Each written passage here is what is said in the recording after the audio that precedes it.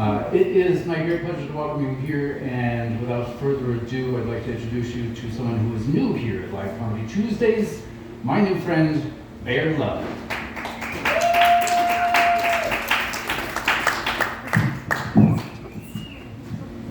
How we doing, Denver? I look young, but I actually come from a different time. I've had a beeper in my day. It wasn't even to sell weed yet. It was so my mom could tell me to come home. I knew they were tracking devices. I saw Blockbuster get put out of business by Netflix. I saw one of my favorite, Amazon, or one of my favorite Toys R Us get put out of business by Amazon. I saw heroin get put out of business by fentanyl. I come from a time where you could find a mystery bag of powders on the barroom floor and go home and have a good night. Nowadays, you have to know chemistry to take that cocaine home. I didn't come from free love like the hippies, but I at least came from mystery bag of powders is okay. But Denver legalized pot. A hippie feels safe here. Kind of put me out of a job, though. Nobody tells you what happened to the weed man, the one that made it out. He delivers pizza now. DoorDash. And these people with the snowboard racks on the top of the car looking like police, they're slowing down your food. I'm sorry. But Denver legalized pot, and the same year they installed all these traffic circles all over town. You guys just have stoners just doing laps, lost. I've tried to come down here to the show 3 times and ended up in Morrison. So it wasn't my fault. But you guys think it's easy being a hippie, you know, because I don't have a real job. But how many times have you used your job to get out of doing things you didn't want to do? Yeah. These people know I don't have to work in the morning. I had to move a fish tank on Tuesday. I'm going out to Limon this weekend to pick up a pit bull. I thought it would be nice if my friend got over his breakup with his girlfriend by getting off of my couch. But instead, we're getting a dog this weekend. Sometimes it would be easier to have a real job, be a real boy. But since we legalized pot, you know, I'm not too worried about the government, you know, looking in on our lives. But if the NSA is going to be watching us, I feel like they should be giving us some stats, you know, like Spotify Wrapped. You know, like, am I actually the worst driver in Denver, or is that just what my ex-girlfriend says? They have this information. I feel like I'm in the top 1% of texting I'm on the way while still laying in bed. Yeah, my numbers are high. Any parents in the crowd? Awesome. Well, we don't have a lot of kids because hippies are pretty childish ourselves. You guys keep track of how good your kids are doing with the height on the wall? We keep track of the length of our hair. As the last time we saw a judge. I'm doing pretty good. A few places in Michigan would love to cut my hair though. But my buddy, his parents are hippies. And growing up is confusing enough, but how do you go through that rebellious phase when you've got hippie parents? Get a job, go to school, get a degree. It's kind of hard to run away from your dad's teepee. And he chases you down on horseback and says, "It's cool, bro, we can talk about it." But hippies did some good things for society. They invented the word grounded. You know, take away the tablet, take away the TV, get grounded. Before that, we just beat our kids. I think I'm still grounded. In my buddy's family, he's got hippie parents, I don't. Spooning means laying with your lover. In my family, a spooning means getting hit with a wooden spoon when you try and taste the gravy too soon. My buddy, his parents are hippies. He got to choose his own punishment. I was like, what does that even mean? You know, he goes, yeah, we got caught toilet papering and we had to choose to not see our best friend for a week. I got to choose the stick my grandma would whoop me with off of the tree. You know, differences when you got hippie parents.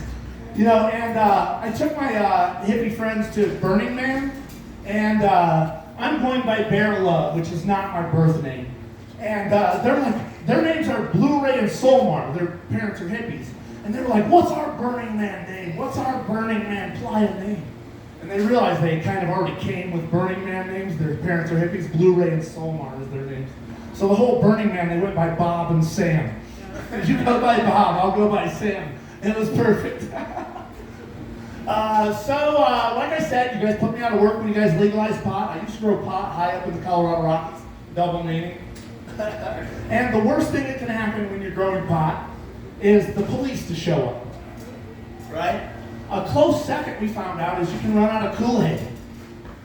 Hippies, like Chiba Hut, they put it on tap like it's a real drink. Hippies love it. So have you guys ever been so stoned, though, that you thought you invented something that you didn't really? That happened to us up in Concord. So we ran out of Kool-Aid, and I look up in the cabinet. My girlfriend shops at Costco, so we got all kinds of sugar.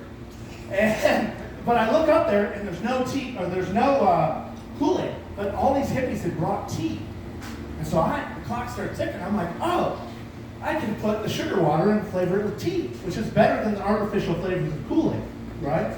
And for 3 days, nobody called me out on making batches for my girlfriend. You want another batch of sugar water tea? You know what flavor? My friends, they probably thought there was pot in it, looking at me, but it was just celestial seasons, sleepy time. But your family will keep you in check. My cousin came up out of Texas, and I'm telling him, I want to open up a stand at Red Rocks, with the different flavors of sugar water tea. And he goes, this is really good, Bear, but you did not invent sweet tea. For 3 days, I swear to God, I thought I invented it. Okay, like he said, he already gave you the warning about adult topics. That was, I'm sure, for me. And these next few jokes I'm going to tell. All right. So, he told me there's a safe place out there. I just had them lock those doors. I'm just joking. I'm a psychedelic person. I don't know if you noticed. And a lot of people don't know this, but is there any veterans in the crowd? No? Well, I don't tell everybody about this, but I'm actually a veteran of the drug war.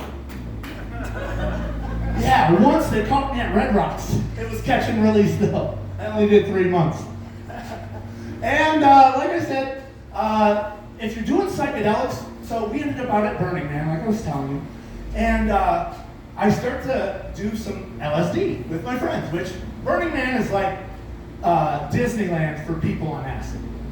So we're doing acid, and this guy, who's my friend's dad, he's got hippie parents, and he goes, you guys are doing acid out here? Don't you remember the rules of psychedelics? And I thought he was joking. I was like, there's no rules. It's already illegal. And he goes, yeah. The rules of acid at Burning Man is water's wet, fire's hot, and you can't fly. Good rules to live by.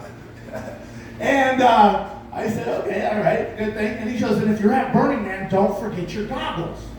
Because there's dust storms out there. There's a lot of dust that just whips up because they're burning stuff out there in the cold desert with the hot. Makes these weird, like, tornadoes. And we're messing with witchcraft because it was my first Burning Man. I didn't know you had to bring goggles. So me and my buddy were eating our acid like, we didn't bring goggles. Should we be doing this? And we go out there and we split up. And I ended up meeting the girl of my dreams. And the guy that she brought with her from home, which from now on we'll call the cock blocker in this story. All right, he just didn't get the point. Me and her are going camp to camp, and like I said, it's like Disneyland, so we're finger painting, we're doing all this different stuff. And Burning Man is a costume party. So I'm dressed up as Wolverine. She's dressed up as a unicorn, it's adorable. He's dressed up as Napoleon Dynamite. Vote for Pedro. And he's not even having fun. Like, he's kind of like grimming me the whole time. And we're out there literally trying to frolic. And the dust storm that the guy warned us about came. And I actually used this. Me and her were like, this is when we can ditch Napoleon. So we start running. And we just ran to the closest structure, which was a teepee. And we get in there, and as we get up there, they're shutting the doors to the teepee because it's a crazy dust storm. And Napoleon just makes it in. And so we get in there, and it's the craziest thing. It's about as big as this room, but everybody's on mats spread out all over, and it's a Burning Man massage camp. So now we're hunkered down in a massage camp at Burning Man. And a massage camp at Burning Man is only not an orgy for 33 minutes. I was in there for 34. And so was Napoleon. Hippies, we have a lot of group sex, but it's not always because we want to. Sometimes it's because of a cock blocker. So we roll with it. So here we are. It's a massage camp, so I sit down with her, we're having a good day. And Napoleon comes up, I'm massaging her shoulders, he comes up and starts massaging her feet. Like, bro, there's a lot of other people, this is a big tent. You know what I mean? So he comes up, starts rubbing her feet. And I'm like, okay, so I start rubbing her arms, he starts rubbing her legs, she's loving it. She's like, are you guys gonna feed me grapes? And so most competitive massage though, between me and him, he like starts doing inner thigh, so I go side boob, And I didn't realize every other mat was kind of watching us to see if we were going to take it there. So we took it there. And a Burning Man orgy's hilarious. I'm Wolverine. We got, vote for Pedro over here, a unicorn. We've got Scooby-Doo and the Loch Ness Monster going hard in the corner. Most of the Avengers cast was in there. So we all, it's kind of embarrassing. Just as fast as group sex happens, it ends. We're all like, okay, we got to get back to our camps. And it's funny, the guy who started the camp came up and he goes, "You're now the mayor of Munchkinland." He came up and gave me this big hat. It looked like a troll towel, like this big, huge hat. I wore it for a few days and then brought it back to him.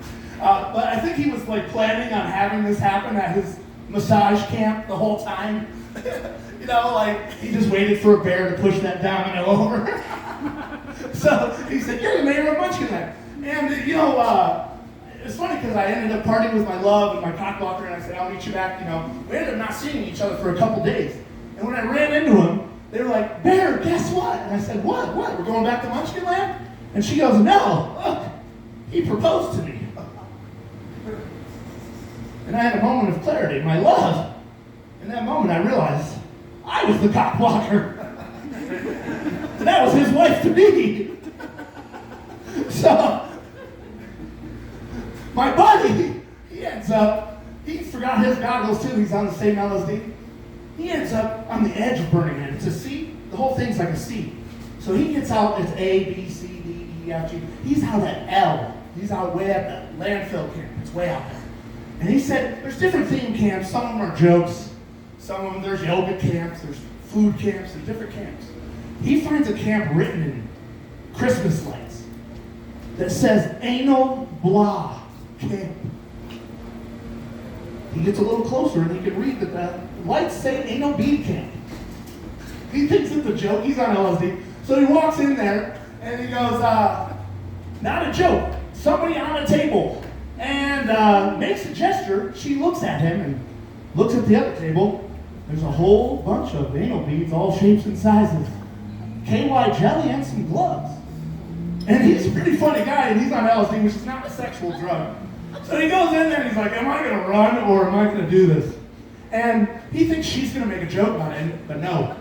She does a move and arches her back, and now they're looking eye to eye. Brown eye? Yeah. So he goes over there, and he doesn't want to be rude, so he picks out there's different shapes and sizes. He doesn't want to be rude, so he doesn't pick out the biggest anal bead, But he doesn't want to pick out the small one. Supposedly she's in this. So he picks out the Goldilocks of anal beads, right? So he just right. He goes over there, puts on these gloves. He doesn't know her. And he gets over there, and he puts one in. And she doesn't make a noise. She doesn't make it. And he's like, "Does she even like this?" So he puts another one in. Gets them all in. And she hasn't made a peep. And so he's like, maybe it's a speed thing? So like he's going to start a lawnmower. He forgot his goggles too. And so the shit hit the fan. Don't forget the rules of psychedelics if you're at Burning Man. Water's wet, fire's hot, and you can't fly. If you're at Burning Man, don't forget your goggles. All right, I won't leave you to adjust that. So I got a minute left. I'll tell you, there's a lot of times that comics only appease to guys in the crowd, And so I actually did some research on what girls are into. I found out that you guys are into some fucked up shit. So I wrote a joke for girls, because you guys are into murder mysteries. So I wrote a joke about Jeffrey Dahmer. All right? If you are what you eat, maybe Jeffrey was just trying to be a better person. All right, one more Jeffrey Dahmer joke and I'm out of here. All right, and this is the gross one. But if Jeffrey Dahmer was alive today, how many times do you think he would get ripped off online trying to buy a fleshlight? Alright, that's all I got. Let's bring Phelyx back. Bear love.